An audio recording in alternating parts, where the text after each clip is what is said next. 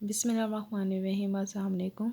आज जो हमारा टॉपिक है वो है स्टैंडर्ड डेविएशन से। पिछले वीडियो में हम लोगों ने वेरिएंस से देखा था, वेरिएंस के क्वेश्चन एग्जांपल और क्वेश्चन देखे थे कि किस तरह सॉल्व होते हैं। आज हम लोग स्टैंडर्ड डेविएशन देखेंगे। स्टैंडर्ड डेविएशन की पहले डेफिनेशन देखें। It is defined as the positive square root of the average of the square deviation from mean.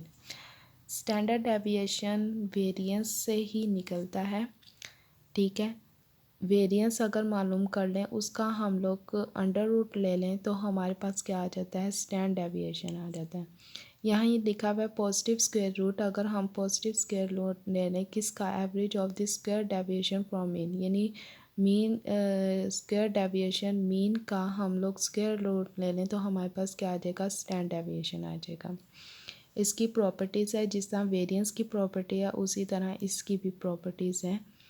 उसमें हम लोगों ने वेरिएंस ऑफ यानी उसका कांस्टेंट टर्म क्या हो जाता है, जब वेरिएंस का कांस्टेंट टर्म लेते हैं वो भी ज़ीरो आ जाता है। इसी तरह इसमें भी है, स्टैंडर्ड डेविएशन का constant term is equal to zero हो जाता है।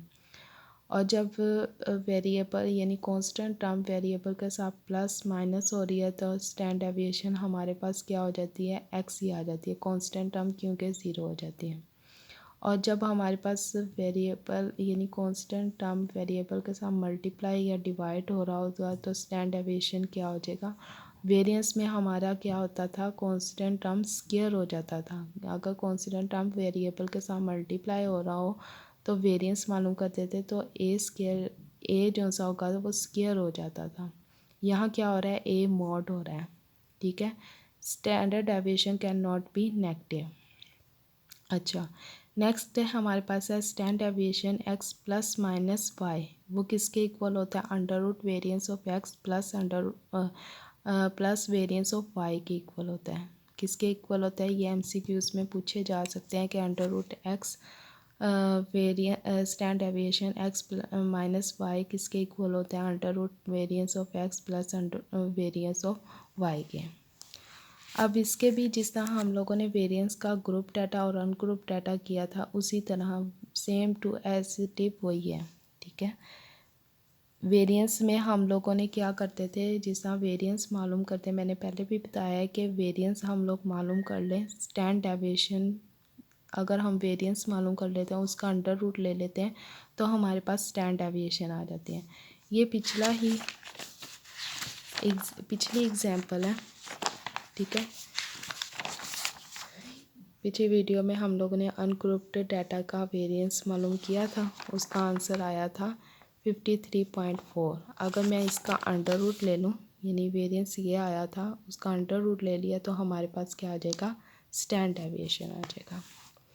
इसी तरह ग्रुप डाटा का भी यही है कि ग्रुप डाटा का हम पिछली जिसमें वेरिएंस फाइंड किया था ये वाला, ठीक है, ये वाला वेरिएंस फाइंड किया था तो इसका अंडर रूट ले लेंगे तो हमारे पास क्या आ जाएगा, स्टैंडर्ड डेविएशन आ जाएगा। कोफिशिएंट ऑफ स्टैंडर्ड डेविएशन क्या होता है, उसका फार्मूला क्या होता है, standard deviation divided by mean, ठीक है। ये शायद अगर कोई अनग्रुप्ड डाटा दिया जाए तो फिर हम लोगों ने स्टैंडर्ड डेविएशन अनग्रुप्ड का ही लगाना है और मीन भी क्या है, अनग्रुप्ड का, ठीक है, मीन भी अनग्रुप्ड का। और अगर हमें ग्रुप डाटा दिया हो तब हम लोगों ने कोफिशिएंट ऑफ स्टैंडर्ड डेविएशन लगाना है तो स्टैंडर्ड डेविएशन ग्रुप्ड का ही लगाना है और मीन भी क्या होगा, ग्रुप्ड का।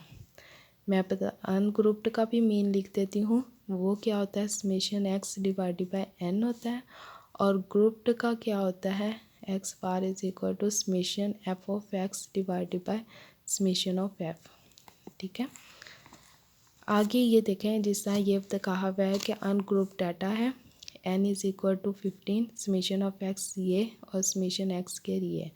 Find the coefficient of standard deviation, coefficient of standard deviation find करना है तो standard deviation divided by mean है, ठीक है। स्टैंडर्ड डेविएशन पहले हम स्टैंडर्ड डेविएशन मालूम करेंगे फिर हम लोग मीन मालूम करेंगे। स्टैंडर्ड डेविएशन का फार्मूला लिखा, ये वैल्यूज़ हम लोगों ने डायरेक्ट लिखी और इज इक्वल टू 5 आ गया, ठीक है। और फिर मीन क्या हो गया, summation of X divided bye, हम लोगों ने फार्मूला लिखा, वैल्यूज़ पुट की और हमारे पास आंसर आ जाएगा। इसी तरह कोफिशिएंट ऑफ स्टैंडर्ड डेविएशन, अगर हमारे पास ग्रुप डाटा हो, ठीक है, तो ग्रुप डाटा हो उसका स्टैंडर्ड डेविएशन का फार्मूला लिखना है। ये मैंने वही बताया था कि ये वेरिएंस होता है उसका अंडर रूट होता है, ठीक है। वो हम लोगों ने वैल्यूज़ फार्मूले में पुट की, तो स्टैंडर्ड डेविएशन भी मालूम कर ली, मीन का भी फार्मूला ये देखना है, ठीक है।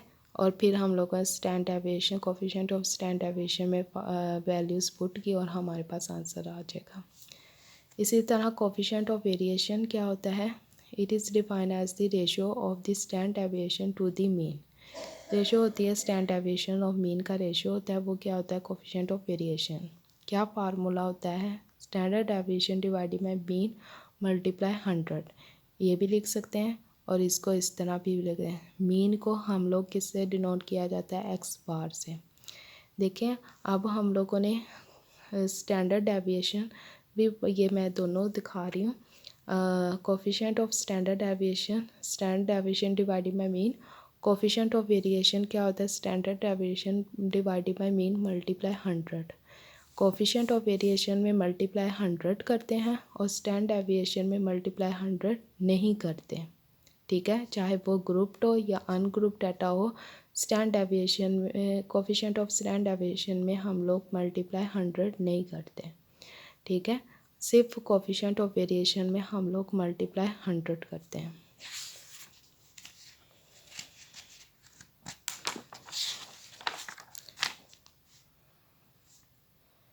इसका ये है क्वेश्चन दिया हुआ है, गोल्स स्कोर्ड इन मैच में है, ठीक है। नंबर ऑफ मैचेस हैं, ठीक है, वो ए और बी है। कोफिशिएंट ऑफ वेरिएशन मालूम करनी है, case in which may be consider more consistent, ठीक है। तो हम लोगों ने कोफिशिएंट ऑफ वेरिएशन फाइंड करना है ए और बी दोनों के लिए, ठीक है। पहले हम लोगों ने ए का, यानी ये हमारे पास क्या हुआ, एक्स हो गया, ये हमारे पास क्या हो गया, एफ हो गया, यानी फ्रीक्वेंसी होगी। ये F1 है, फ्रीक्वेंसी 1 है और फ्रीक्वेंसी 2 है, अलग अलग करना है। एक्स हमारे पास एक ही रहेगा, फ्रीक्वेंसी अलग अलग लेनी है। तो मैंने वही किया है कि एक्स हमारे पास वही है, ठीक है। एफ़ हमारे पास अभी 227,9,854, ठीक है। फिर हम लोगों ने variance coefficient of variation find करना है, वो हमारे पास ये आ जाएगा, ठीक है। स्टैंडर्ड डेविएशन फाइंड किया और कोफिशिएंट ऑफ वेरिएशन ए, क्योंकि ये ए के लिए फाइंड किया वो हमारे पास ये आ गया। अब बी के लिए क्या है हमारे पास, एक्स तो वही रहेगा, फ्रीक्वेंसी हमारी चेंज हो जाएगी, यानी ये वाली अब यूज़ करनी है, ठीक है। उसी तरह जिस तरह हम लोगों ने ये फाइंड किया उसी तरह हम लोग को coefficient of variation B find करेंगे, ठीक है। ये लिख दिया, सारा कुछ वही फाइंड कर दिया। आगे लिखा हुआ है coefficient of variation for the term B is smaller than that of the term A, hence the term A is more consistent than term of A. देखें ये क्या लिखा हुआ है, जो हमारे पास कोफिशिएंट ऑफ वेरिएशन ए की वैल्यू है क्या, 123.897 है ना, और इसकी वैल्यू क्या है 108.975, यानी कोफिशिएंट ऑफ वेरिएशन बी जो सा होगा वो स्मॉल हो गया कोफिशिएंट ऑफ वेरिएशन ए में, ए से 108 है, इधर है 123, यानी ये बड़ी वैल्यू है और इसकी स्मॉल वैल्यू है। तो मोर कंसिस्टेंट में, जब मोर कंसिस्टेंट कहा जाएगा, ठीक है, तो हम लोगों ने कंपेयर ही करना होता है, ठीक है, दो वैल्यूज़ का कंपेयर ही करना होता है। मोर कंसिस्टेंट में क्या होता है कि जो सी स्मॉल वैल्यूज़ होती है, जिस तरह कोफिशिएंट ऑफ वेरिएशन बी है, इसकी वैल्यू स्मॉल आ गई, ठीक है। तो ये लिखेंगे कि term of B, coefficient of variation B जो है वो बी टर्म से बनाया गया ना, तो B is more consistent than term of A. जब पी मोर कंसिस्टेंट कहा जाएगा तो हम लोगों ने स्मॉल वैल्यूज़ को कहना है कि जो ऐसी स्मॉल वैल्यूज़ है वो मोर कंसिस्टेंट हैं देन अदर टर्म से, ठीक है। इसी तरह ये हमारे पास है, दिए गए हैं, ठीक है, वैल्यूज़ है, आप देख लो, ट्यूब्स वगैरह, टाइप्स ऑफ ट्यूब्स दिए, इसमें एब्सोल्यूट डिस्पर्शंस और रिलेटिव डिस्पर्शन में मैंने बताया था कि हम कोफिशेंट, परसेंटेज, रेशो ये फाइंड करते हैं। तो रिलेटिव डिस्पर्शंस में कोफिशेंट ऑफ वेरिएशन आ जाता है, ठीक है, ये मैंने मालूम किया। और एब्सोल्यूट डिस्पर्शन में सिर्फ हम लोगों को स्टैंडर्ड डेविएशन जो से यूनिट दिए जाते हैं वो कंपेयर करते हैं, ठीक है। तो स्टैंडर्ड डेविएशन में हम लोगों ने देखना है कौन सा ग्रेटर है कौन सा स्मॉल है। तो ये देखें स्टैंडर्ड डेविएशन ऑफ बी और स्टैंडर्ड डेविएशन ए लिखा, तो इसकी वैल्यू क्या होगी, ग्रेटर देन होगी इससे। तो ट्यूब B has greater absolute dispersion. Relative dispersions क्या होते हैं कि हम लोग कोफिशिएंट फाइंड करते हैं, अलग अलग वैल्यूज़ का कोफिशिएंट मालूम कर लिया और इसमें कह दिया कोफिशिएंट ए ग्रेटर हो गया कोफिशिएंट ऑफ बी के, क्योंकि ए की वैल्यू क्या होगी 8.72 और दूसरी की वैल्यू क्या है 16.35। तो ए बड़ी है बी से, तो A has greater relative dispersion हो गया, ठीक है। ये देख रहे हैं आप लोग। कुछ क्वेश्चन पूछे जाते हैं अनकरेक्टेड या फिर करेक्टेड के लिए कि अगर अनकरेक्टेड चीज़ें दी होंगी तो उसको करेक्ट किस तरह किया जाता है। The mean and standard deviation of this sample of 20 observations were found to be 75 and 2.5 respectively. N हमारे पास क्या होगा, सैम्पल ऑफ 20 ऑब्जर्वेशन का गया है, तो एन हमारे पास क्या है 20। तो पहले मीन लिखा गया है तो हमारे पास क्या आ जाएगा 75, स्टैंडर्ड डेविएशन हो जाएगा 2.5।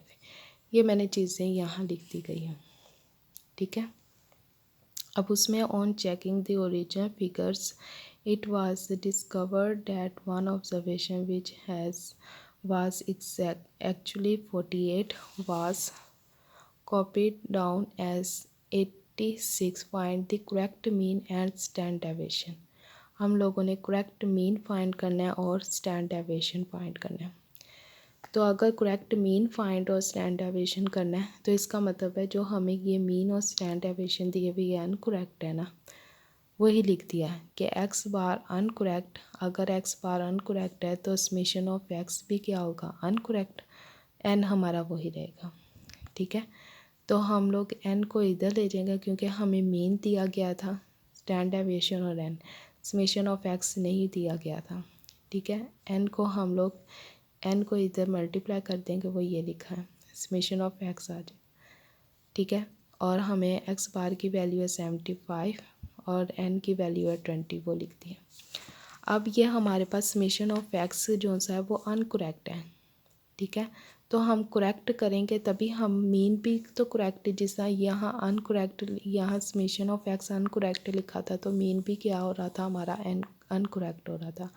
अगर हम लोग यहाँ करेक्ट लिखेंगे तो हमारा फार्मूला भी क्या होगा यहाँ करेक्ट ही होगा। अभी तो हम लोगों ने कहा है कि ये अनकरेक्ट है, जब करेक्ट करेंगे तो ये क्या होगा summation of X uncorrect minus 86 plus 68। ये किस तरह बना कि जो सी वन ऑब्जर्वेशन है वो एक्चुअली 68 थी, वास उसमें कॉपी डाउन थे 86। तो हम कॉपी डाउन को निकाल देंगे और एक्चुअल प्राइस को प्लस करेंगे, इसलिए -86 को माइनस किया और प्लस किया 68 से, और समेशन एक्स अनकरेक्ट वैल्यू क्या 1500 वो लिखी, ठीक है। तो अब ये किसका आ गया आंसर, ये किसका आ गया समेशन ऑफ एक्स करेक्ट का। अब हम लोग मीन करेक्ट का फार्मूला लगाते हैं, X bar correct is equal to summation X correct divided by N. N तो 20 रहेगा और समेशन ऑफ एक्स करेक्ट क्या होगा 1482। तो हमारे पास ये आंसर है, मीन हमारे पास क्या हो गया करेक्ट आ गया। अब उन्होंने कहा था कि मीन भी करेक्ट होना चाहिए और स्टैंडर्ड डेविएशन भी करेक्ट होना चाहिए। अब स्टैंडर्ड डेविएशन देखते हैं।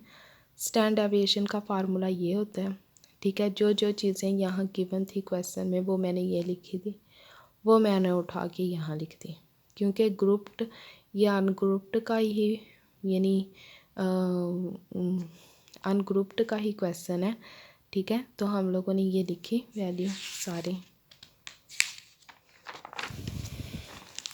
और हम लोगों ने ये फाइंड कर लिया, क्योंकि अनकरेक्ट ही था, स्टैंडर्ड डेविएशन भी अनकरेक्ट था, उसको भी करेक्ट ही करना है। तो हमारे पास ये आंसर आ जाएगा, summation X square uncorrect is equal to ये। अब इस वैल्यूज़ को हम लोगों ने करेक्ट करना है, क्योंकि समेशन ऑफ एक्स जो सा था, यानी ये समेशन ऑफ एक्स तो करेक्ट है हमारे पास, ये है, ठीक है। तो इसको भी ये अनकरेक्ट आ रहा है, तो हम लोगों ने इसको भी करेक्ट, इसके ऊपर क्या है, स्क्वायर है ना, स्क्वायर है, तो जो सी हम लोगों ने ये वाली टर्म ली थी उसको स्क्वायर कर दें, ये क्या हो जाएगा स्क्वायर, ये भी स्क्वायर और ये भी स्क्वायर हो जाएगा, वही लिखा है। समेशन एक्स स्क्वायर की वैल्यू क्या है, वो ये, और ये वाक्य ये भी क्या हो गया करेक्ट। तो फिर स्टैंडर्ड डेविएशन का फार्मूला लिखना है, इसी तरह करेक्ट वगैरह लिख के और स्टैंडर्ड डेविएशन फार्मूला कर लेना है। इसी तरह calculate the correct coefficient of variation when mean is equal to ये, और वेरिएंस अनकरेक्ट है वो उसका ये है, और इंटरवल दिया है 3। तो जब हमारे पास इंटरवल गिवन हो, ठीक है, तो हम लोगों ने ये वाला फार्मूला लगाना है।